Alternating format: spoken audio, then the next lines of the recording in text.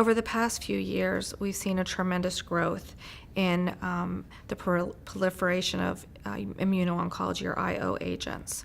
And so what's interesting about them is they don't act like the chemotherapy agents that we're used to dealing with in the oncology profession.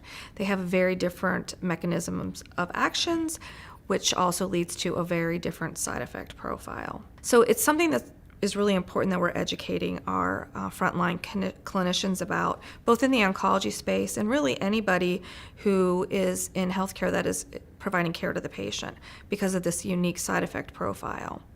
So how we would educate would really depend on the size of the organization. Larger academic centers, I'd say a lot of the best practice focus around having immuno-oncology teams that are really just focusing on the educational efforts for their specific hospital or program. They're developing patient education sheets, staff education, providing in-services, discussing them at tumor boards, creating pocket references for patients, educating their physicians who are going to touch these patients depending on the side effects, starting with the emergency department. That's a really important place, and a lot of times how our patients get back into the system when they're having adverse events outside of normal business hours, but also because we're going to be referring these patients to specialists based on how those side effects manifest themselves. So we want to really be educating all the professionals that are touching the patients. I think that's really important where organizations like ACCC and some of the other oncology-focused professional organizations can really play a significant role. To determine what patients should have as their initial treatment, especially when you're first considering an immunotherapy, you have to know what's available, and that's a very, very much a moving target. And so interaction between different disciplines is really important to be able to select the right thing for the right patient. And staying up to date is hard in this day and age.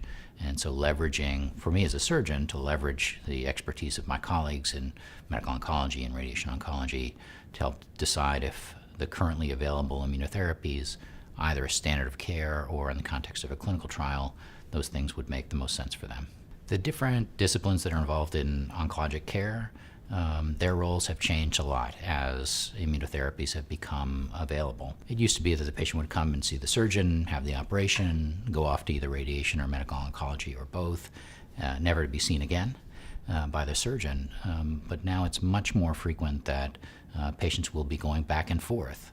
They'll have neoadjuvant therapy and then come to the surgeon, or they'll be found to have unresectable metastatic disease, go off and receive a now more effective therapy that controls most of their disease, and then they get referred back to the surgeon, potentially to clean up a particular lesion that's a problem, something like that.